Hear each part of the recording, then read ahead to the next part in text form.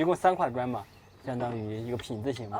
丹陽也發現了一座墓葬遺跡，考古工地上的墓葬線索似乎又有了頭緒。對，第一次挖到這麼奇怪的墓，它可能要困擾我一輩子了。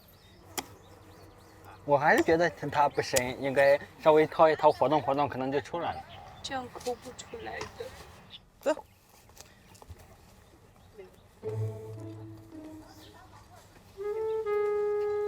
杨哥送的，那个送的。杨哥，你送的還沒做完呢，還沒取掉啊。這個小破墓，這個磚呀，怎麼把它取出來呢？旁邊掏乾淨以後拍了照，然後就可以弄了呀。就現在這個狀態嘛，它拿不動。你難道不應該先把旁邊那點土踢掉？把木框找到了嗎？就這個嘛，這不是木框嗎？對啊，你就要先把木框清出來，然後拍照，然後才能取磚呀。這個邊很不明顯。裝個骨灰壇子。哪有骨灰壇子？這不隨那個，這是你們覺得這兩個，它是隨葬品還是墓主人？裡面2個石頭，上面這裡面有很多碎瓦片。可能是哪個小朋友的石頭死掉了，是就可以直接取出來了嘛，是吧？要取也可以呀，反正送的嘛。對呀。我們是吧？2個新石器的，一個下上周的，取個送我怎麼了？目前這個狀態就這個磚，我要把它拿出來，怎麼拿出來？就是現在它卡着的，那搞不動。就是你拿出來還要放回去嗎？不放回去，我拿出來放回去幹啥？那你這個不就一鋤頭的事嗎？我覺得沒必要，已經到了可以取磚這個地步了。我感覺你就躍躍欲試。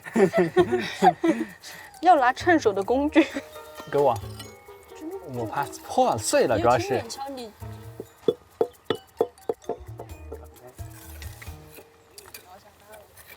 出來了。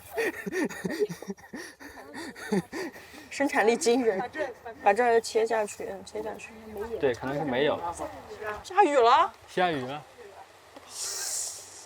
現在也。那邊那個土擔快一點嘛，下雨了。一下雨變成濕泥，怎麼擔嘛？對對，趕緊擔，先不挖了，先擔。露天進行的田野發掘，不光要看土色，還要看老天的臉色。